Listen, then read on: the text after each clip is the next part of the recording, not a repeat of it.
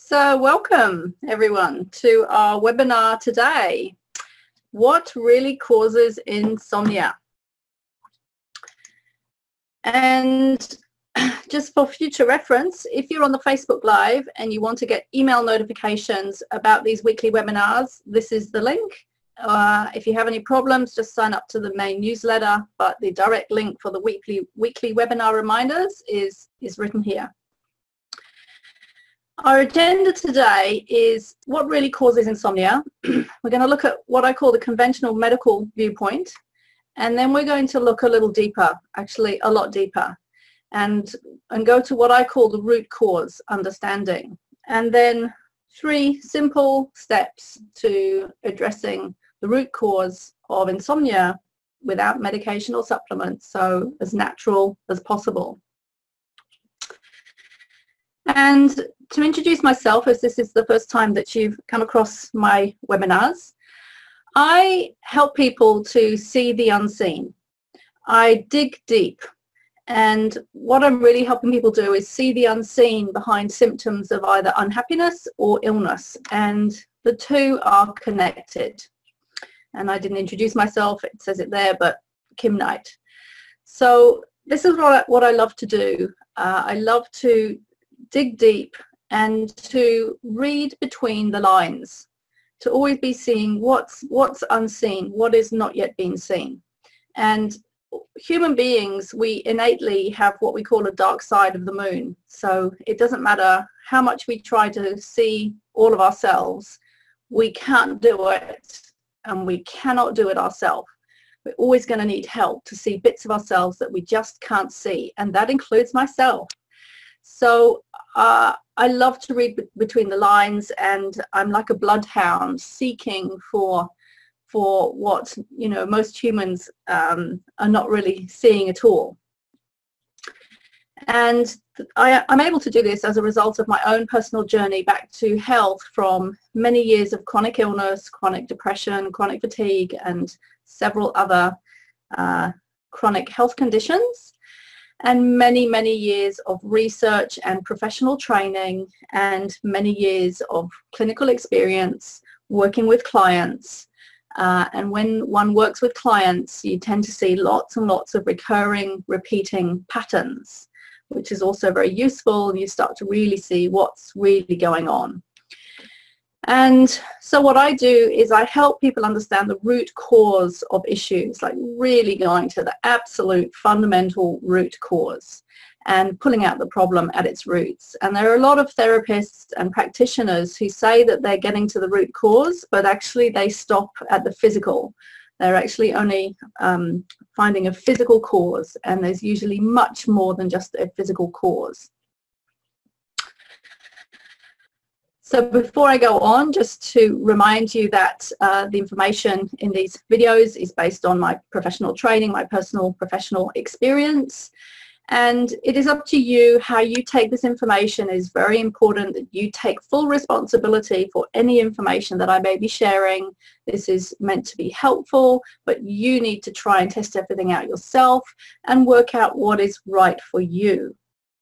And I do not diagnose, heal, treat, cure any medical condition or person. I teach people how to become more aware of themselves so that they can instigate the self-healing mechanisms of their own body. So let's look at the definition of insomnia. Quite simple: habitual sleeplessness or an inability to sleep. And let's look at some statistics. 40 million people in the United States suffer from chronic long-term sleep disorders every year. And an additional 20 million people experience occasional sleep problems. And according to some US statistics, an employee with insomnia loses about 8 days of work performance each year. I would say actually it's probably higher than that. I would say that was quite a frugal estimation there. But even taking that into account for the entire US workforce, that is an estimated $63 billion in lost work performance due to insomnia every year. And 30 to 35% of the population, so that's a third of the population, have brief symptoms of insomnia. 15 to 20% have a short-term insomnia disorder, which lasts less than 3 months. And 10% have a chronic, ongoing, long-term disorder, which means it occurs at least 3 times a week for at least 3 months. Now, these are statistics for the US, but we could say that in most Western world countries, you know, Australia, New Zealand, Europe, these statistics are probably going to be quite similar. Apparently, more than half Americans lose sleep due to stress and or anxiety. And as I've already said, more than 30% of the population suffer from insomnia. And between 40 and 60% of people over the age of 60 suffer from some form of insomnia. So let's look at what insomnia really is. Let's look a little bit deeper at how it plays out. So it can be an ability to fall asleep even though we're really tired. It can be interrupted sleep, which means we wake up frequently and then we have difficulty going back to sleep. We may wake up excessively early in the morning before we actually want to wake up, and then we feel tired after we wake up. We don't wake up feeling refreshed. We wake up feeling tired, lethargic, grumpy, and that can go on for the whole day until we go back to bed, and then the cycle repeats itself.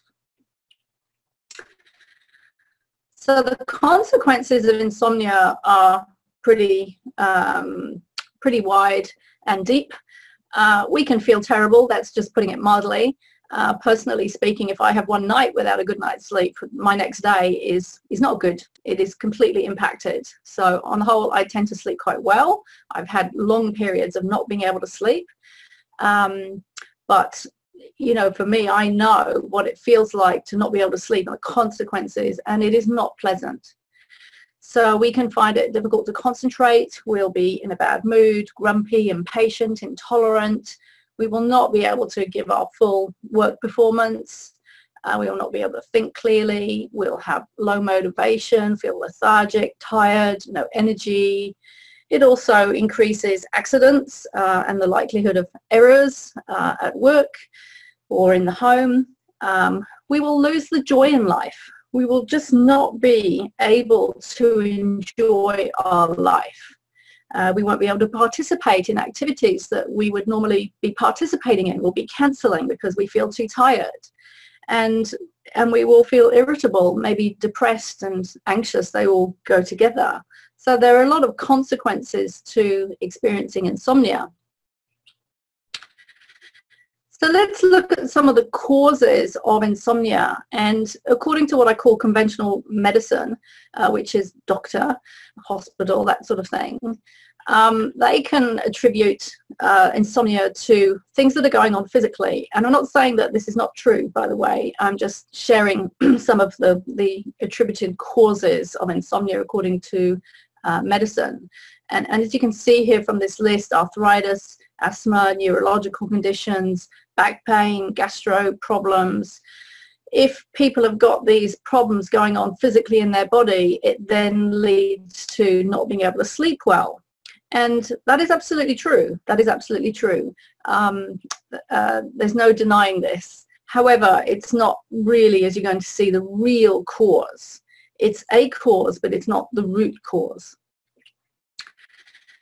They also say that it could be due to, you know, our travel or our work schedule being stressful, to stress in general, to poor sleep habits, to maybe eating too much too late in the evening, due to if we have mental disorders, we don't sleep well, due to medication affecting us with side effects, due to, you know, a number of medical conditions, and due to things like caffeine, nicotine, alcohol, and also what isn't on there, sugar.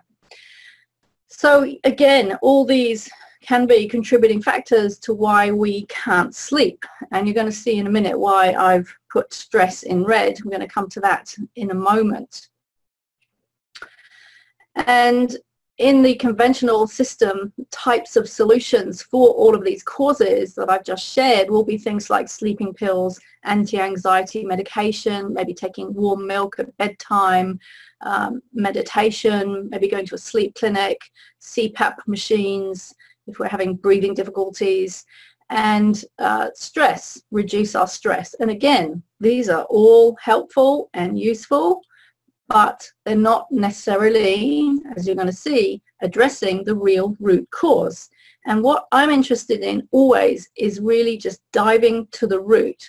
So if you think of a plant, it has roots, and then it has stems, and then maybe, you know, leaves and flowers. And, you know, we can say that a lot of medicine is addressing things by trying to maybe trim the flowers or trim the leaves and the stalks. And what I'm interested in doing is actually really getting down to those roots and actually pulling the weed out. So if we follow these conventional solutions, so for example, if we take sleeping pills, yes, we're gonna go to sleep. It's going to help us go to sleep, but it's not addressing the real cause. And also there are going to be side effects, which I've taken sleeping pills for a short amount of time when I had severe insomnia. And basically I found that I would wake up in the morning feeling really, really groggy, not from lack of sleep, but just because of the fact that I had this medication in my system that was making me feel tired, which was obviously what it's meant to do, but then I couldn't wake up in the morning and it was really hard to get going. Anti-anxiety medication, again, it's going to reduce our anxiety, but it's not addressing the real cause. If we have warm milk at bedtime, yes, that may soothe our system, and some of it actually will be a psychological, and there's nothing wrong with that. But again, not addressing the real cause. And as you can see, I've got in stress in red here. Yes, we are going to be starting to address the real cause when we deal with our stress. And as you're going to see, there are many, many, many different levels of addressing stress. Meditation, great, fantastic. Totally changes how our body works internally, turns off the stress response, turns on the parasympathetic relaxation response. Very, very beneficial, but still not addressing the actual cause of the problem. Going to a sleep clinic, again, I've never been to a sleep clinic. I'm not quite sure what they do. And I know that people get great results, and that's great because we want results. And as far as sleep is concerned, it is so important that we need to do whatever we can to be able to sleep better. So whatever works, I'm all for it. I'm also for getting to the root cause. And CPAP machines, yes, that may help, and that's great. Still not getting to the root cause. So let's look at stress, because as you've seen, I've had it highlighted in red a few times. It's the one thing out of several slides that is repeated. And for me, we're starting to get closer to the root cause when we talk about stress. So what is stress, and why are we getting closer to the root cause of insomnia when we start to understand stress? Well, there are a couple of definitions of stress, one literally from a manufacturing perspective and one more from a mental emotional perspective, and they're both applicable actually. From a manufacturing perspective, pressure or tension exerted on a material object. Well, when we're stressed, there is pressure exerted internally on our physical body, but also on our mental body and on our emotions. And on a mental emotional level, a state of mental or emotional strain or tension resulting from adverse or demanding circumstances. So the key thing here is the adverse or demanding circumstances.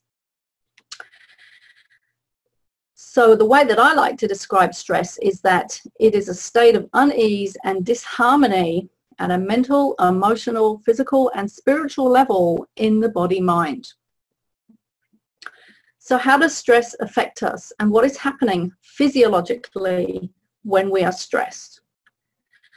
Well, our body thinks it is in danger or under threat, and this could be a real danger or it could be a perceived threat. So how does stress affect us psychologically? Our body-mind thinks it is in danger or under threat. So it's the same response going on in the body, whether it's a physical threat or a psychological threat. The body goes into the same response, and it goes into what's called the fight, flight, or freeze response. Turns on the sympathetic response, which changes every function in our body, I go into more detail in that in my stress programs and maybe in other videos on YouTube. No time to do that here now, but just to know that it turns the fight-flight response on. And as far as our body is concerned, stress is a sign that we don't feel safe. And safety is number one for our body-mind. And that means physical safety, so that we literally stay alive, and emotional safety. And they're both equally important as far as the body-mind is concerned.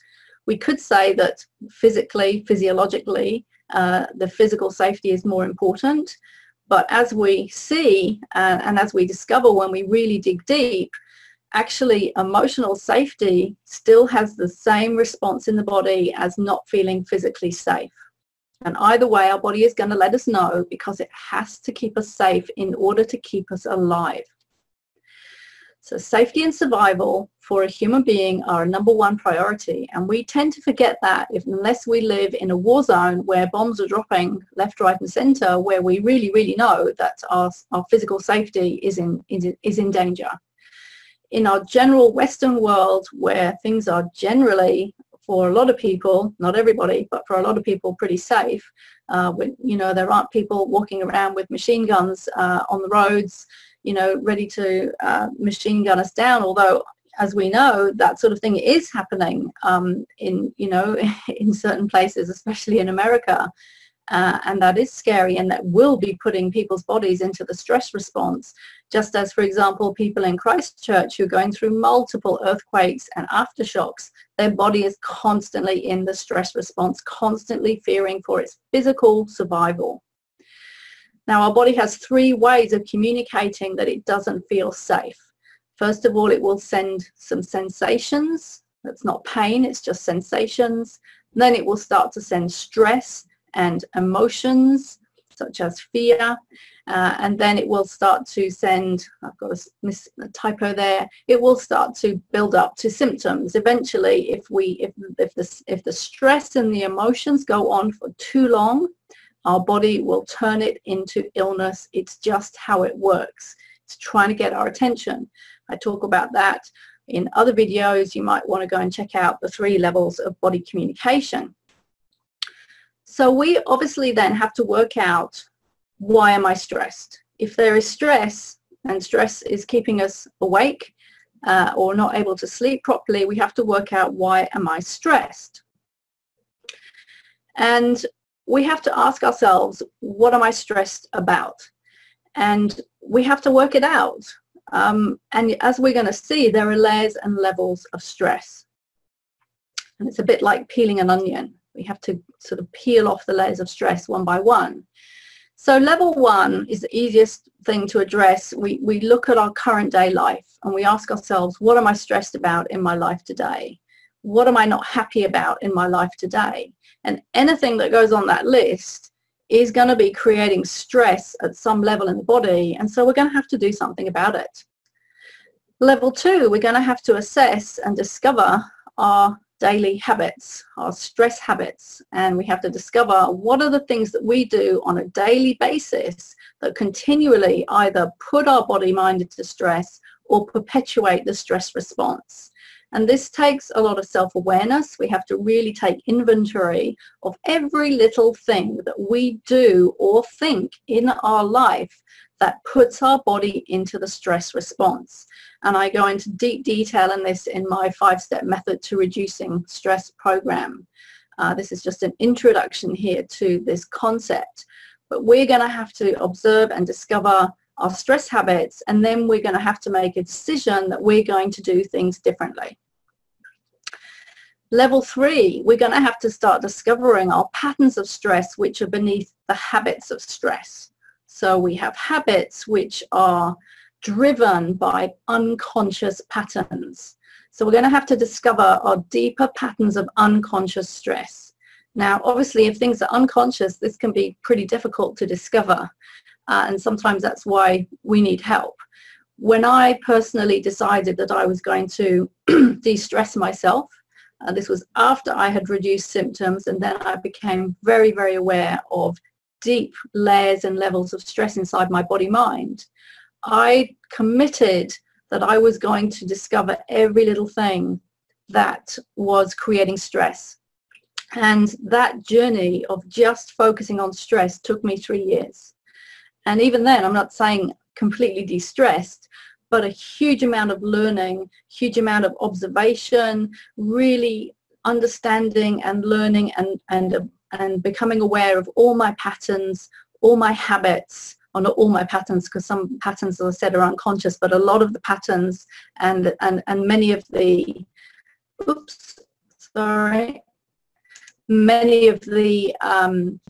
many of the habits for sure, and changing those habits so that my body didn't have to keep perpetuating the stress response.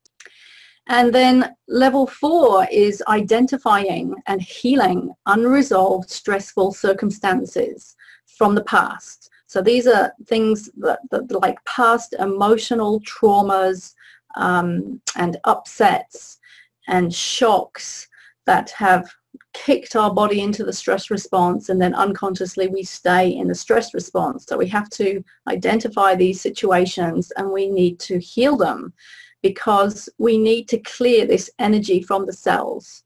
The stress response really affects things at a cellular level, at a quantum level. It changes everything inside our body, and so we have to heal these past issues that are stored in our body. And usually we're going to need help for that. So really what I've discovered is that the real root cause of stress are the patterns of consciousness and behavioral habits which are set up in the first 7 years of life as a result of how we responded at the time to real or perceived dangers or traumas. I'll read that again. The real root cause of stress are patterns of consciousness and behavioral habits which are set up in the first 7 years of life as a result of how we responded at the time to real or perceived dangers or traumas. And we may not have been conscious at all of how we were responding to those events at the time, but our body registers everything. It stores everything and it never lies. It just holds the truth inside, and it stores all the stress, the traumas, what we call the conflict shocks inside of us, and that from that storage of these traumas and these shocks and these upsetting events, we then create patterns of consciousness which then lead us into behavioral habits, which then later down the track, much later down the track, results in us not feeling happy or feeling ill. And in my experience, it is all set up in the first 7 years. So we could look at it like this. And there's one more thing which I haven't mentioned yet, but what happens before we're even born in the womb makes a difference. How the state of our mother and what is happening in her life and in the environment will affect us. It will automatically be programming us energetically at some level. And then the birth process is extremely important in what is called setting up a limbic imprint. And it will either set up a limbic imprint where we feel safe, or it will set up a limbic imprint where we feel very unsafe. So we need to identify what happened at our birth, literally the birth process, but also the first few days, weeks, months after birth. Very, very important. Then we have to look at what happened in the first 7 years of our life. What was going on? How was my body responding to what was going on in the environment? Because our body automatically responds to whatever is going on in the environment, and it is constantly checking and assessing, do I feel safe or not? Then that will then get consolidated over the next 14 years, and we will consolidate habits, and then we will go into adulthood, consolidating these habits even more. And then we end up now in our current reality. And one of those, the things that we may be ending up with, and there may be many other things as well, but one of the things, because of the topic of this particular video, is that we may be ending up with insomnia. So as you can see, these things go much, much deeper than the condition, a health condition creating insomnia, or even just general stress creating insomnia. That there are layers and layers and levels of stress. So for example, I remember this client because he was one of the very few clients that I've worked with who only came to me with symptoms of insomnia. Normally, when I work with people, insomnia is just one of multiple symptoms, but this client just had insomnia, which meant that in a way he caught things a lot earlier than perhaps other clients, and he got onto things earlier. It also meant that the level of trauma was actually less than for some other clients. And he came to me because he just was waking too early, could not get a good night's sleep, was waking tired, feeling grumpy, all those symptoms that I mentioned earlier, and he was just fed up with it. He just wanted to change it. He tried lots of things. He tried sleeping pills. He'd been to a sleep clinic. He'd done various things, and nothing was really working. And when we looked at his current day life and you know what was going on, there were no immediate apparent problems, and that was his take on it before we started coaching.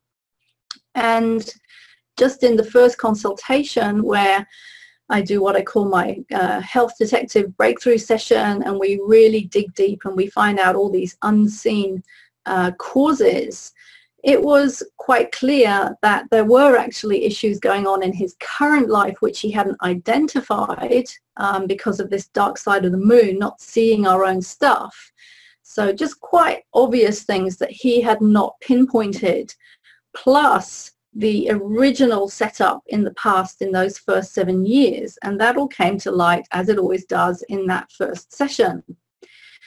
So, for example, what was going on in the current life was things like unhealthy work-life balance, working too many hours, not having a good sleep habits, unresolved family issues, unresolved work issues, and financial issues. And these were all causing the body-mind to go into stress, which is quite understandable. And then he was unable to sleep at night because his mind couldn't switch off. And at a physiological level, his body was not at ease. We can either be in a state of ease or a state of dis-ease, and disease is just a state of dis-ease. So that was going on in the current life. But when we looked deeper, or before I go on, the result of that was that the body could not switch off at night. But when we looked deeper, we discovered that there actually was a pattern of feeling unsafe, not being able to speak up, not being able to be authentic, suppressing feelings, and a pattern of stress that was set up very, very early on in these first 7 years and was unconsciously still on. So what we did was, once we had the awareness of this, and all healing starts with awareness, one of my favorite quotes, all healing starts with awareness. Once we become aware, we then have new choices. And so we addressed these deeper issues, the traumas, the unsafety, the fears that were still locked in his body. We cleared that out, and lo and behold, his sleep became normal again. So this was like a perfect example of how, by clearing both the current day stress and the deeper patterns of stress and emotions that are stored in the body, that the body will then self-rectify, come back to its natural state of ease, and we can sleep. So remember, the body safety, survival and safety is #1 priority, and we have these 3 levels of body safety communication. And if we have too much stress and too many emotions for too long that are stored inside the body, then they will become symptoms, for example, symptoms of insomnia. And so we have these layers of stress which we've already gone through. So even though I've already given some clues there to solutions, but just to outline 3 simple solutions, we have to address and reduce our current day stress. Already mentioned that before. At level 1, we need to identify what is it in my life today that is creating stress, and we have to do something about it. If we don't do something about it, it just continues. The body continues to send the alarm signal to be, you know, it's like the on the dashboard of your car, the oil lamp comes on, it's in the red zone, and until we actually put some oil in and deal with the cause of the problem, then that oil light will stay on. So we have to change these situations, we have to resolve them. Number 2, we have to have proper sleep hygiene. I go into detail in my sleep hygiene program on that. There's quite a lot to it, but we have to have good sleep habits. And we need to identify these unconscious patterns that we're running, our stress habits, and we have to heal past traumatic issues. We must do that. If we really want to pull those roots out, we have to do that, and there is no sidestepping it. Unfortunately or fortunately, our body will not let us off the hook until we clear this energy from our body. It wants that energy gone, and once it's gone, it will come back to natural self healing, to a state of ease, to a natural calm, relaxed state. And that is what we have to do. And there are hundreds, maybe thousands of therapies out there that can help us to do that. So now that I've gone through all that, I'd like you to self-reflect and ask yourself, what have I learned? What one piece of information have I learned from this about myself that I can take away, I can ponder on, I can maybe do something about? And I can assure you that if you watch this video 2, 3, 4 times, you will probably get a different piece of information each time. We only tend to take in 20% on the first round of hearing anything new. So you might want to watch it more than once. So if you want further tools to help you, here are 4 of my online programs that may help. 12 ways to bust through stress, my 5-step method for reducing stress, my emotional health transformation program, which is all about connecting the dots between the sensations, the stress, the emotions, and the symptoms. So that's really connecting how stress and emotions create illness and what to do about it. And my Smile Your Way to Inner Peace program, which is a meditation series for going into the body and clearing negative emotions and stress from the body. So you can get to that through kimknighthealth.mykajabi.com, or if that's too complicated, just go to kimknighthealth.com and find your way to online programs. I have my YouTube channel. This video will be on the YouTube channel. I have my blog on my website. Lots of client success stories to inspire and encourage you. And if you want to go on the weekly webinar link to get updates or notifications of these weekly webinars, then this is the place to go, to this link, or just go to kimknighthealth.com and sign up to the main newsletter.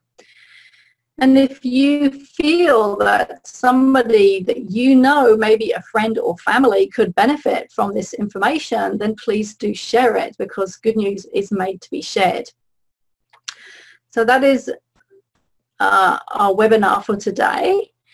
So wishing you all the best and wishing you as little insomnia as possible.